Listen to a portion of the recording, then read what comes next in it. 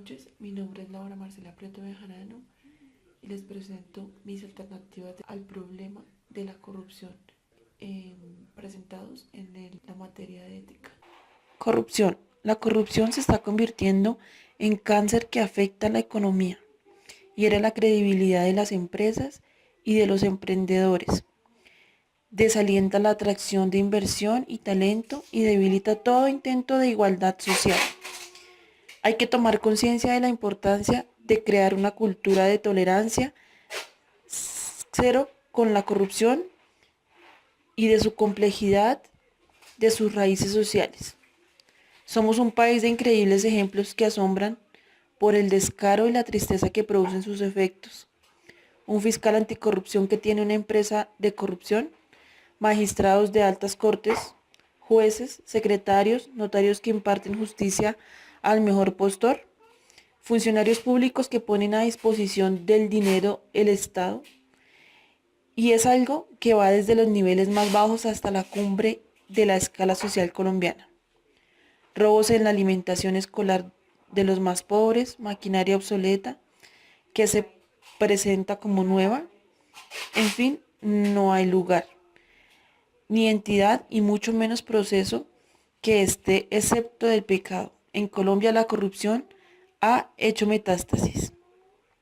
Al hablar de la corrupción todos alzan la mano de la solidaridad y enarbolan las banderas en la lucha contra ella.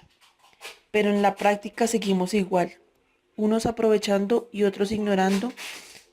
A estas alturas ambas situaciones son igual de perversas. Lo primero es entender que la corrupción no es un problema político, es un problema social con profundas raíces en nuestra cultura. Somos una sociedad facilista, donde la disciplina impera, coloquiales y muy pragmáticos, lo que nos hace el país más feliz del mundo y a la vez el más corrupto. La corrupción nace de la pérdida de valores que tenemos como sociedad y está afectando todo, pues como todo se vende al mejor postor, siempre habrá quien quiera comprar justicia, salud, educación, comida, etc. La corrupción enajena todo sin importar el destinatario y el real dueño. La corrupción es una lucha de todos, por lo cual la información y transparencia de esta es vital. Debemos idear e implementar los mecanismos necesarios para garantizar que todos podamos hacer veeduría sobre los recursos públicos, acceso a declaraciones de renta, transacciones, procesos. Si bien existe el derecho a la intimidad, este debe ser limitado en función del interés público. No más cuentas turbias en administradores de recursos.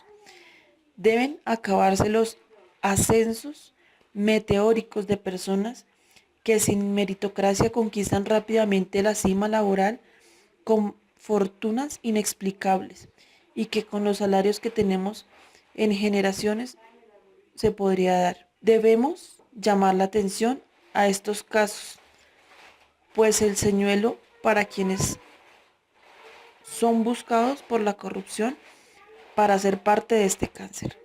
La justicia debe retomar un papel de arma contra la corrupción, personal idóneo e intachable, procedimientos expeditos, penas importantes y sobre todo un repudio social que haga que las ganancias de la corrupción sean bajas en comparación del riesgo que se asumió y el costo que se pagará si se descubre.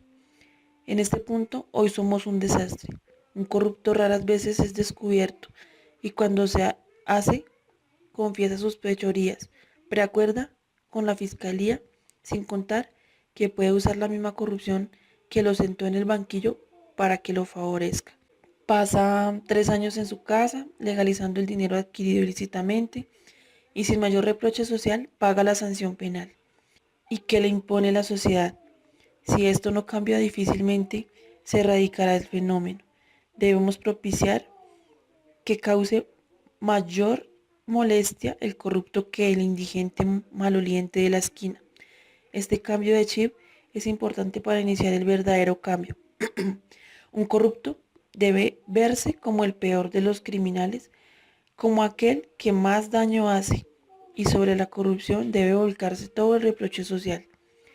Las instituciones deben recuperar y luchar por la confianza de la sociedad, deben realizar las gestiones necesarias para retomar la imagen y confianza que por décadas han perdido sin mayor interés por continuos escándalos.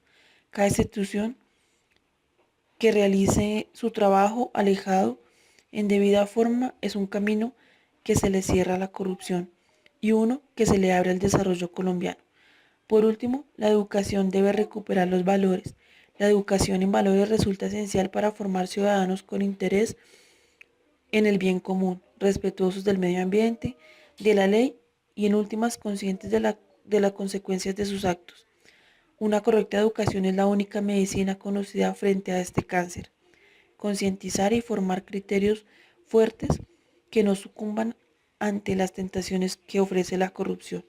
El camino no es fácil, el monstruo que hemos creado ha superado nuestras expectativas. Este cáncer nos está consumiendo y solo la regeneración de los valores de cada individuo puede permitirnos superar la crisis en la que nos ha dejado inmersos. Es deber de todos luchar contra este flagelo. Desde nuestra cotidianidad debemos cerrarle las puertas a la corrupción.